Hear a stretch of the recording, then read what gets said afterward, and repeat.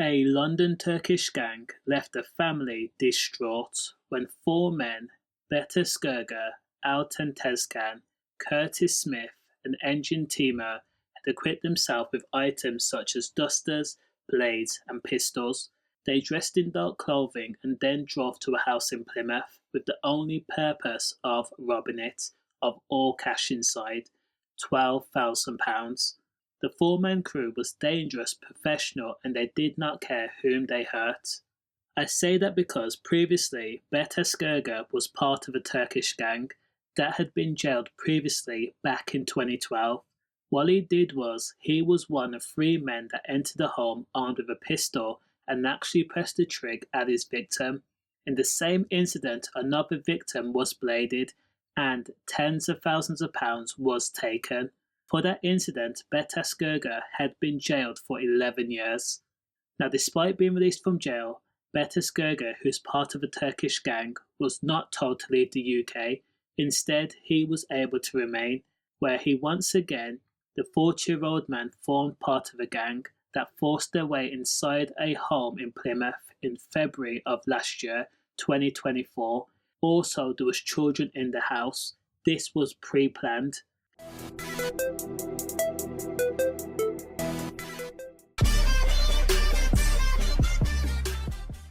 Now, police say intelligence reports say that one of the gangsters were part of the dangerous Hackney Bombers gang, whom are the rivals of the Tottenham Turks, and they have been in a feud for 16 years. It all stems from wanting to monopolise the trade. Now, on the evening of the theft, gurgur, 22-year-old Curtis Smith, 37-year-old Altan tezcan forced their way into a home while two children were upstairs after being driven to the address by 35-year-old Engin Timur. Now, the scary incident was caught on the victim's own doorbell camera, and it showed the men knocking on the door before it was opened, and then they stormed in. The victim and a friend were struck with dusters in between being asked, "Where's the effing money?" Now, Curtis Smith had gripped a blade and they put it to the victim, and Altan tezcan was holding a pistol, which again was put to the victim, and they were told that it would be used. Now, that pistol turned out to be an imitation, but no one was to know. Now, gurgur ransacked the home. He went from room to room, turning over chairs, tables, beds, pulling out drawers, and looking behind cabinets.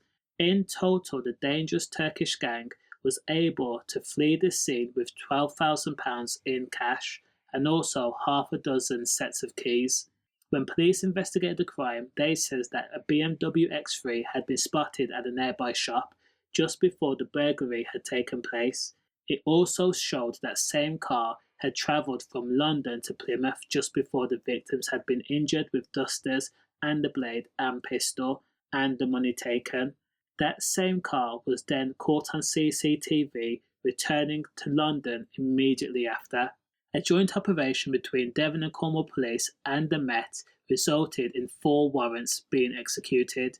Altan tezcan and Engin Timur were arrested in London. Curtis Smith was arrested in Plymouth, and gurgur remained at large for several months before he was arrested.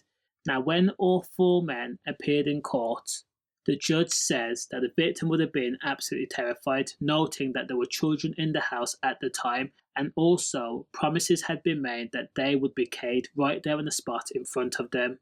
The judge also added, offences like these do not occur on the spur of the moment. There was a significantly planned burglary. You knew there would be money in the house.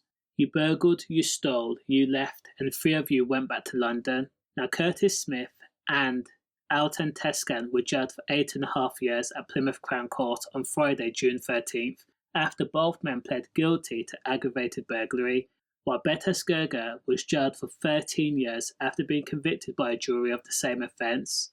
As for Engin Timur, they admitted aggravated burglary, but they're due to be sentenced at a later date. The question is, does the crime match the sentence? Let me know your thoughts in the comments, and as always, stay safe.